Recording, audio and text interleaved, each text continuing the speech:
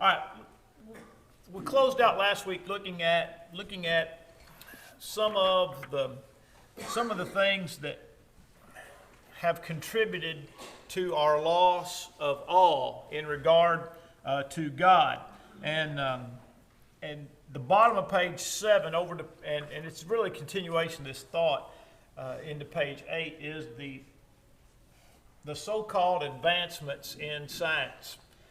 Referred to in the book as the scientific revolution, and there's no question that we know far more about our world and our universe than we did even 20 years ago, much less 100 years ago, 200 years ago.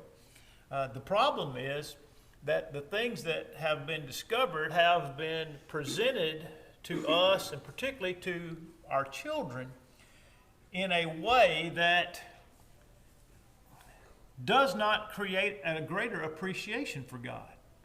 In other words, the more we learn about our universe, the more it should increase our awe of God. You read things. I can't remember who I was talking to. It was just this past week. And we were talking about that, some of the stars that we see in the sky don't even exist anymore. They don't even exist because they're so far away, and they're literally millions of light years away. And so the light, in other words, a light year is the distance that light travels in a year's time. All right. So, light travels at 186,000 miles per second. So, 186,000 miles per second times 60 seconds is a minute, times 60 minutes is an hour, times 24 hours is a day, times 365 is a year. I mean, you're starting to talk about some big numbers, a light year. And then you want to start talking about millions of light years. And so some of these stars don't even exist anymore because of the distance that it's going to take for us to either see far enough, or you understand what I'm saying. And so the more you start thinking about these things, and just think about this: the number of stars. People for thousands of years thought that there were about 1,000 stars. I mean, Ptolemy and Copernicus and others tried to count the stars, and they came up with any number anywhere from about Kepler. They came up with numbers anywhere from about 800 to 1,500. That's about how many stars they thought there were. And then, when I was a kid, it was like 25 sextillion stars. It was like a 25 with 25 zeros off the end of it. And now we are able to see, our technology says, guess what? There's like over 100, there's 100 times that many that we now suspect. And you think, that ought to increase our awe of the God that we serve. But all of these scientific facts are being framed, or the framework within which they're presented tries to steer people away from God rather than steer people to God. That's why David saw the stars. He said, "The heavens declare the glory of God, and the firmament shows His handiwork." Over and over again, the Bible speaks about, or in various places, the Bible speaks about innumerable as the stars. Innumerable as the stars. And so, these things should increase our awe of God, and yet because of the framework in which they're presented, they detract from the awe of God on the part of many. And it's like, so see, now science can explain this, and this that we used to not know. So therefore, you used to think you needed God to know that, or at least believe it, and now we understand you don't need God. And so, the whole way that it's presented and framed is it's just problematic. And I wrote a bunch of notes down here that there's and you can watch this on YouTube, but you can watch William Lane Craig, and he was in a debate with an atheist by the name of Peter Atkins, and it was hosted by William F. Buckley. And then after the debate, they both sat down in chairs on the stage next to one another, and Buckley kind of sat off to the side, with his legs crossed as he always does, and Buckley's talking, and Atkins is just an arrogant jerk. I mean, he's the epitome of arrogance. And William Lane Craig he's a gentleman. I mean, he's a gentleman through and through.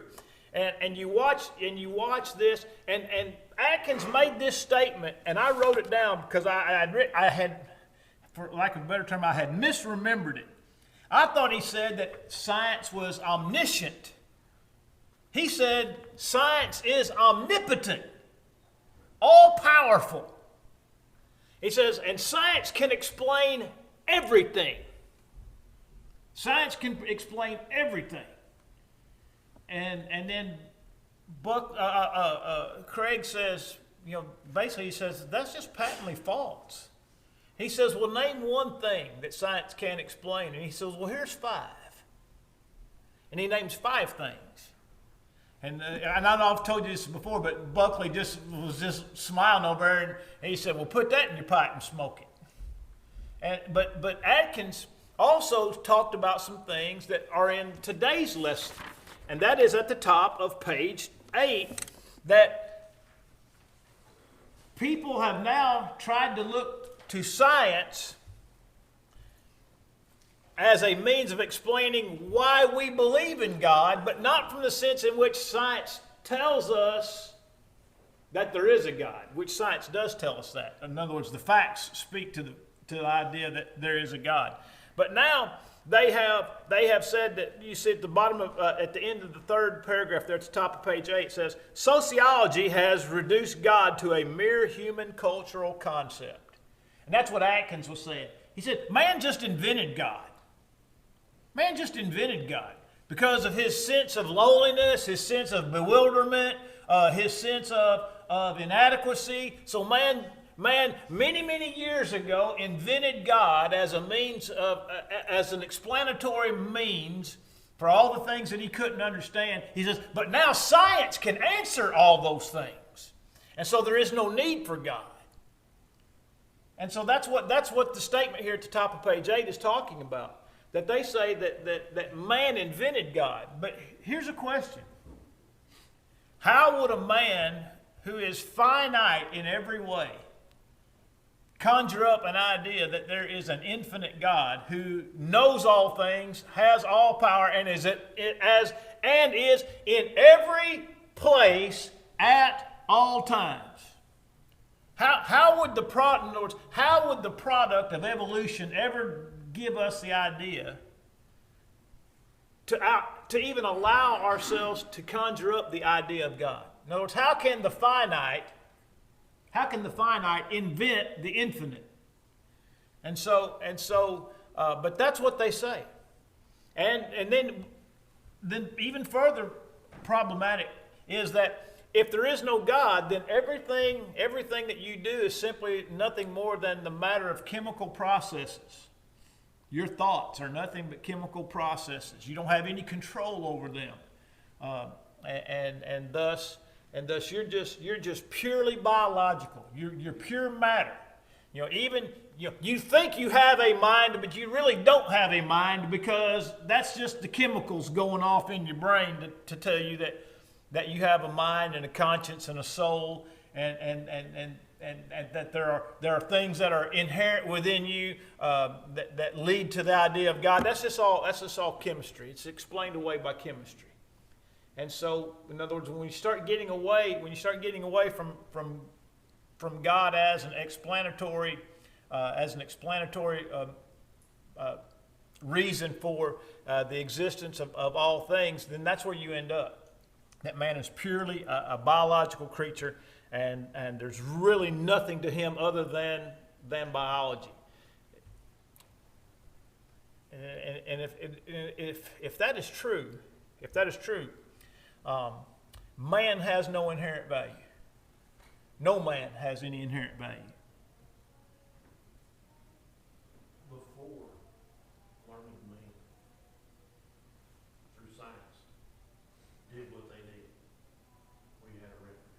Yeah. Man's not smart enough to conjure this up. That's right. Yeah, from a practical standpoint of the production of the Bible, man is not intelligent enough to do that. To make all the events turn out. Right. In the order that they did. And then all the prophecy and all of right. Yeah. When you start scanning, when you start spanning 4,000 years and 40 men and at least three different languages, it won't add up to be simply the product of man. That's right. That's right. And so losing our awe of God ends up, in other words, the more we lose our awe of God, the further down this rabbit hole we end up, and it doesn't end up in a good place. I mean, I'll just give you, why does the Chinese government feel no reservation about murdering millions of their own people? I mean, because they've murdered millions of people in the last 100 years. Maybe as high as 60 million people, and that may be a conservative number. Just the Chinese. What was the result of godlessness in Russia when Stalin killed about 40 million of his own people? When the idea that God does not exist began to gain traction in larger circles and more influential circles, the result is what we saw in the 20th century, which was the bloodiest century in all of human history. All of human history. And so, literally over 100 million people have been murdered by their governments. But why? Because that government has no awe of God. And thus, human life has zero inherent value. It only has practical value. Now, that's where we're headed in America. I mean, we've murdered 62 million unborn children since 1973. And now they're advocating for the murder of children that have already been born. If they're born and there's something wrong with them, well, you don't actually have to kill them. You just let them lay there on the table and die. And then, you go to the European model of euthanasia. When people get too old to be productive and they become a drain on the system, what are we going to do? We're going to euthanize them. So people have no inherent value. They only have utilitarian value. And as soon as they're no longer useful to society, then we'll just get rid of them. We'll just get rid of them. And folks, we're on that doorstep in America right now. People can mock some of our politicians for Obamacare and some of their health care committees that are going to determine who's worthy to receive health care. Who's worthy? I mean, it's there. I mean, that's no right-wing conspiracy. That's in the law.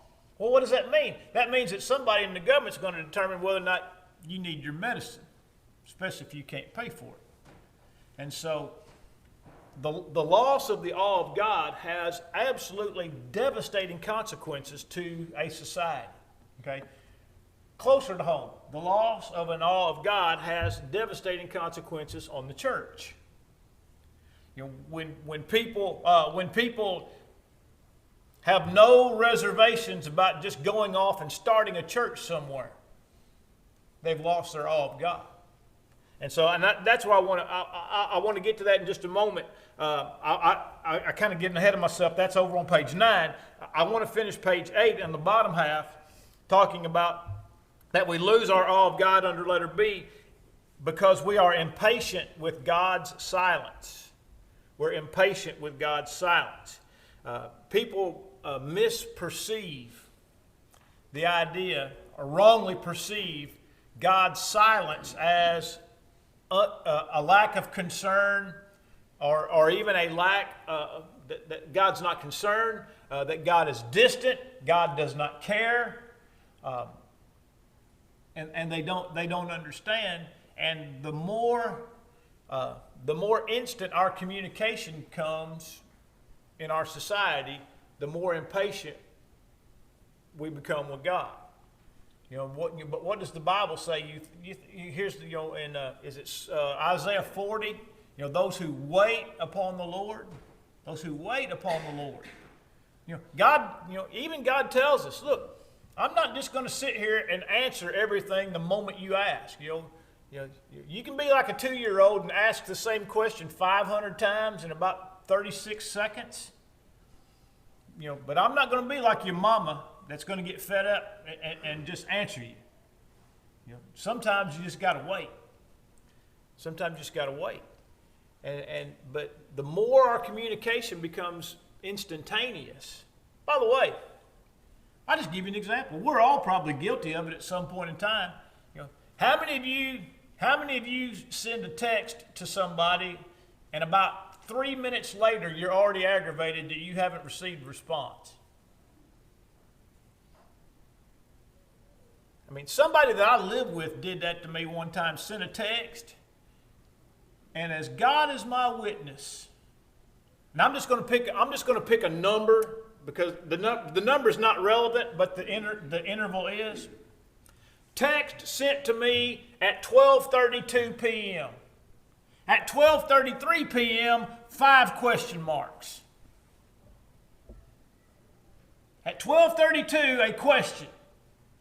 At 12:33, 5 question marks. I see some of y'all looking at other people in the audience. Now, that's impatient. You think about, how did people communicate 150 years ago? They wrote a letter, and they gave it to a guy riding a horse. Right? And then he might be 3 or 4 weeks getting to his destination. But we got to have our response in less than 60 seconds. Probably the worst thing ever, and I need to turn this off on my phone, is the read text that marks a text as read, because that's not always true. Because my phone goes off after like 60 seconds or a minute, all right? But if I send you a text, or you send me a text and I send you a text, and I put my phone in my pocket and you send me another text 30 seconds later, it's going to show you that I've read it. But you know what? I've not read it. But it says that I've read it, which therefore increases the amount of impatience. Fallon, quit looking at Scott. We all know Scott doesn't answer texts. The only person in this building worse than him is Skylar.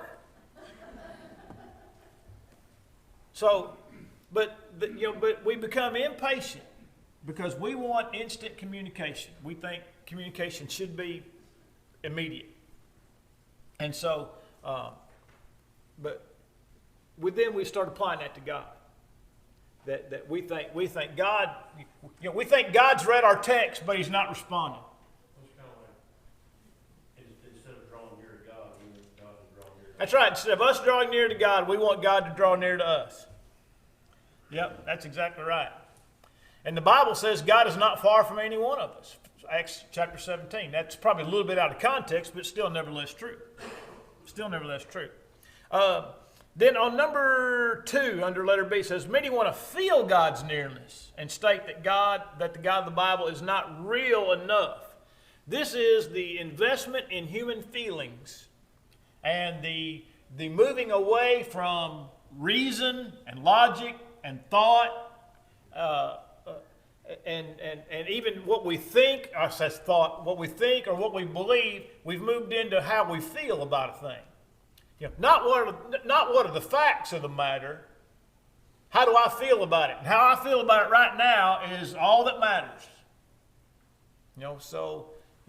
I hear something and it makes me mad, but rather than wait for all the information to come in, me and about 10,000 of my friends just go burn the city down. Because that's the way we feel about it. And then, of course, it comes out. Of course, here's the thing. It doesn't matter. It doesn't matter that you have video evidence and audio evidence and a string of evidence that shows that this person was obviously in the wrong, because we've already burned the city down, so we'll just move on to the next one. No retractions, no apologies. Good luck rebuilding. We got another city to go burn. I mean, but that's that. But people want to act on how they feel, rather than on evidence. And then you have number 3 under letter B. Many face problems in life that find release through affluence, so God becomes a casualty. There's no need for God when we are able to provide our own cures. Now, I added a note to this because in my book is that many times the problem is our cures are not cures at all. They're just simply salves, or they're Lanacane. They're Lanacane. You got a sunburn. And it hurts, so you put Lanacane on it. But Lanacane doesn't help the sunburn. It just takes the sting away temporarily, right? And that's what people have done. That's what people have done in their lives, is they find some type of temporary solution, but it really hasn't addressed the problem at all. So many of our cures are nothing more than temporary, salves. You got a toothache, all right? Well, you can put some Ambisol on it or whatever that stuff is, and it'll quit hurting for a little while. But until the problem is fixed, what? It's going to come back, and you're going to need more Ambisol. They still make that stuff? I mean, I just wondered. That's just what I remembered as a kid. That was what you had for a toothache. And so our problem, our solutions or our cures are not cures at all. They're simply salves or delaying the inevitable. Then top of page 9, I've already talked about pretty much everything there on page 4, is that we are victims in America of rampant individualism. And I think there's some things that need to be unpacked a little bit here. And a lot of what is said here is correct. It's correct. But I want to provide a little bit of historical perspective to it. But it says, no other country is as prone to this as the United States of America. Freedom is our most precious national asset, and modern minds have made individualism a national religion. I want to focus there. That modern minds have made individualism a national religion. Look, you ask anybody anywhere around the world to describe America in one word. You know what the overwhelming choice is? One word. I've watched interviews of this. You know what the number one word that people use to describe America is? The people that don't live here? Freedom. So, in one word, tell us what you think of when you hear the word America. Freedom. And for good reason. For good reason. Because the American dream is that you can come over here and you can make it. In other words, you have the ability to come and forge your own path and make your own way. And that was, that's been the overriding theme of America for over 200 years. The problem is, and he hit this on the head when he said this, modern minds have turned individualism into a religion. People for 200 years in America believed in rugged individualism. I think it was a phrase that Limbaugh was famous for saying a lot during his radio program. But individualism was a cornerstone of American thought and society. The difference in individualism then and individualism now is that the individualism of 200 years was not detached from moral moorings. In other words, people were anchored in basic moral truths. And one of those moral truths is, I have a responsibility to help my neighbor.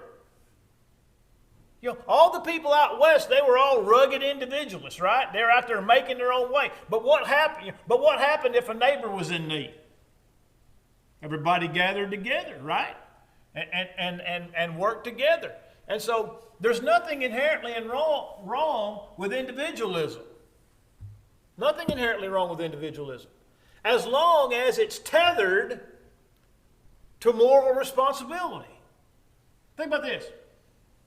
Isn't Christianity an exercise in this very thing of individualism tethered to moral responsibility? I mean, can any of you get to heaven on my ticket? No. No. And I can't get to heaven on anybody else's ticket. And so my responsibility to God is what? Just that. It's my responsibility to God. You know, Christianity is inherently an individual religion.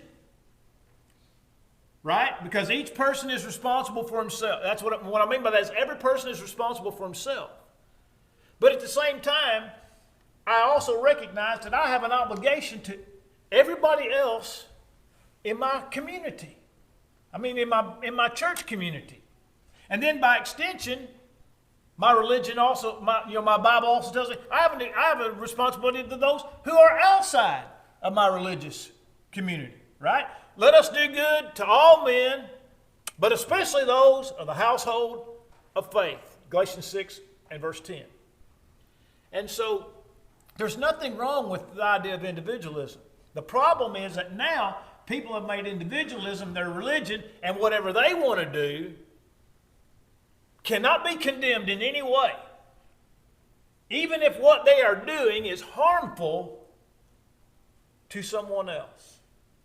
That's the attitude. I'm going to do what I'm going to do. And if it hurts somebody else, they just got to deal with it. Just got to deal with it. You know, don't condemn me for what I'm doing. Don't try to show me the end result of what I'm doing. Don't show me the damage of what I'm doing. And so I just wanted to make it clear that individualism in and of itself is not inherently evil, because Christianity is an individual religion. And I'm going to just throw this in. That's why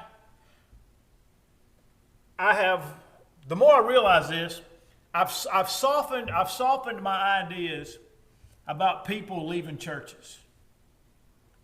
And especially older folks. You know, I know that a lot of older folks will be somewhere 30, 40, 50 years, right? And the church that they're worshiping at now is not, it's not the church that they grew up in or that they raised their kids in. But I would be inclined to say years ago, but I would never say it now. I would never say that a person can't go to heaven in a church that's unfaithful. A congregation that's unfaithful. And the reason for that is Revelation chapter 2 speaks of churches that have some serious issues. And yet the church at Sardis was said, you have a name that you are alive, but you are dead, but there are still some in Sardis who have not defiled their garments. What's that tell you?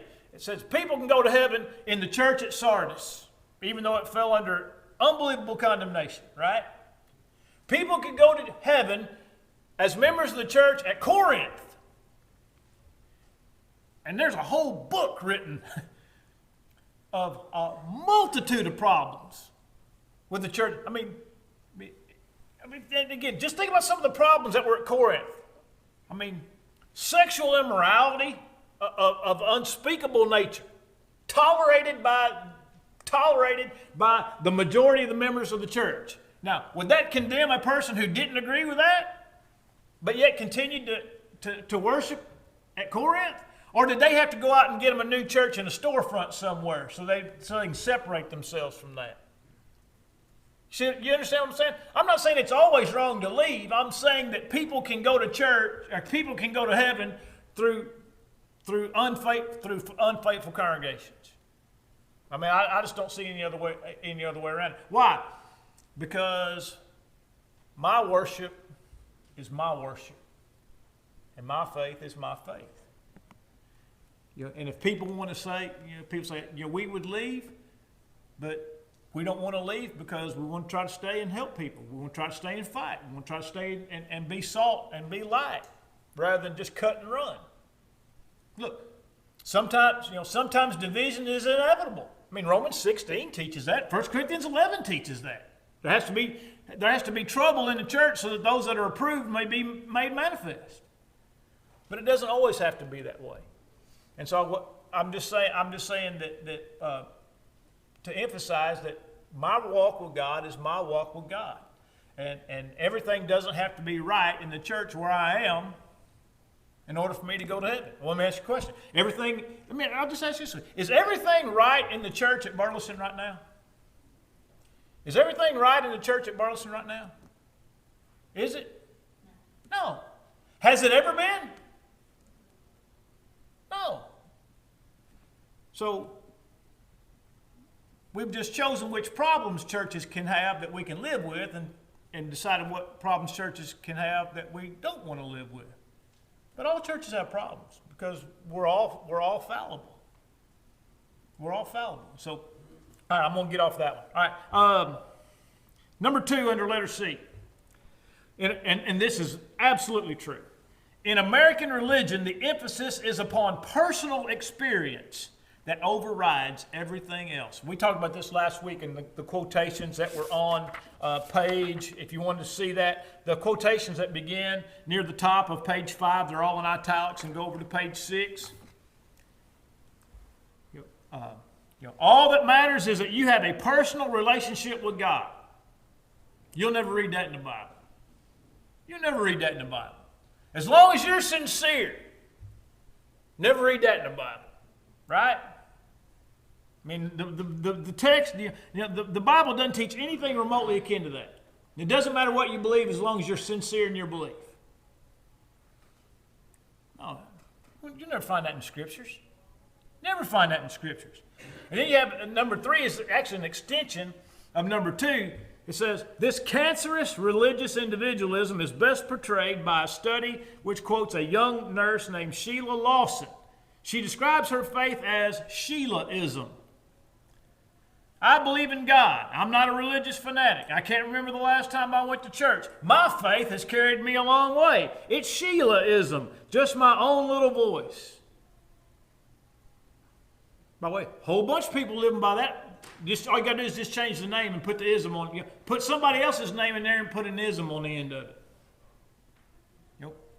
Furman and I have talked about some people that we know that have ties to the church. And what do they say? I can get mine at home. Right? I can get my religion at home. I can get mine on television, whatever. You never read that in the Bible. You'll never read that in the Bible. But a lot of people think that it doesn't matter as long as, what I want to do, my own little voice. Sheilaism could just as well be named go to hellism, because that's where it's going to lead. That's where it's going to end up.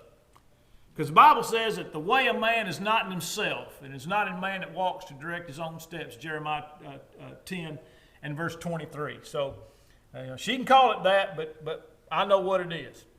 And anybody else should too.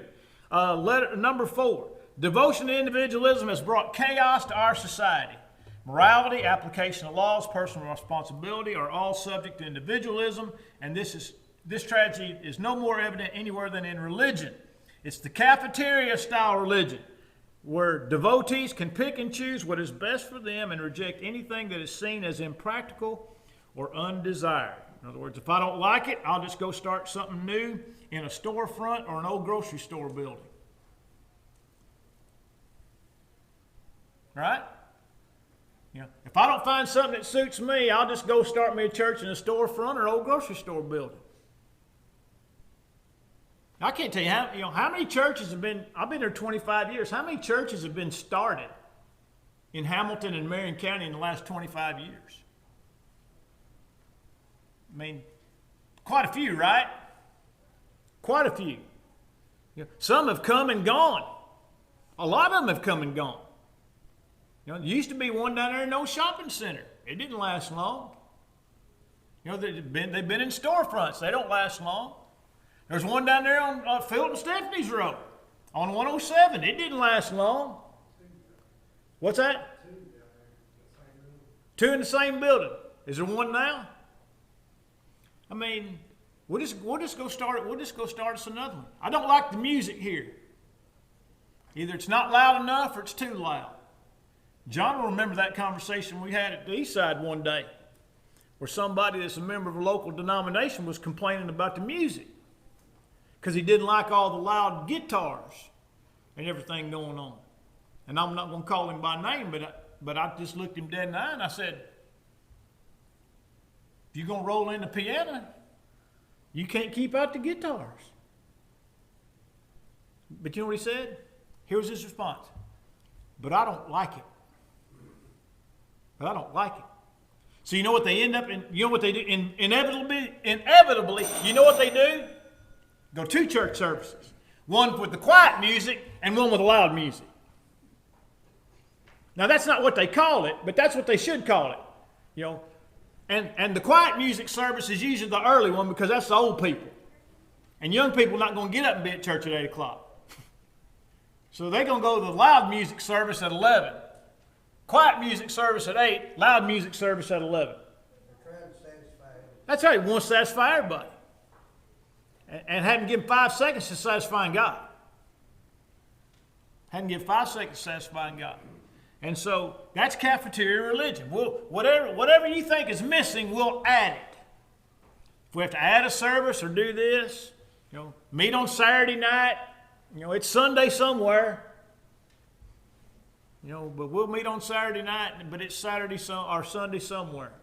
You know, that's cafeteria religion. Then you have what John was mentioning, the idea the individual is called to invite Jesus into his heart. You know, accept Jesus as your personal Savior. So what is that? That's calling Jesus to me instead of me going to Jesus. How about this? I put this. I accept Jesus rather than doing what I'm told to do to make Jesus to let Jesus accept me. Right? Isn't that right? You know, I'm going to accept Jesus.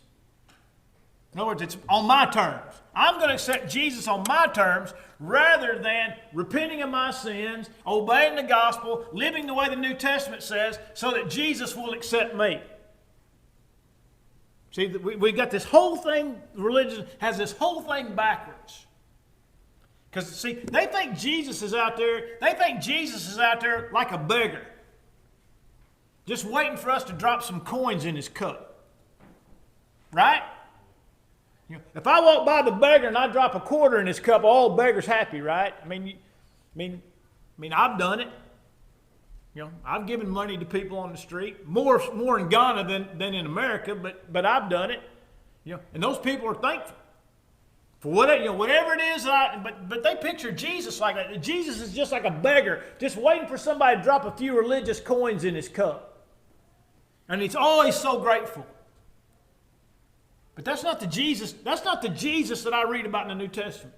You know, that's not the Jesus that said, if any man will come after me, let him deny himself, take up his cross, and follow me. That's not the Jesus that told the rich young ruler, go and sell all that you have and give it to the poor, then come and take up your cross and follow me, and then refused to chase him down when he didn't like the terms of acceptance. That was the terms of acceptance, right? The young man rejected the terms of acceptance, and Jesus didn't go chase him down and say, well, all right, I can come off of that a little bit. You know, that's not my bottom price. That's not my bottom line price. I can come off of that a little bit.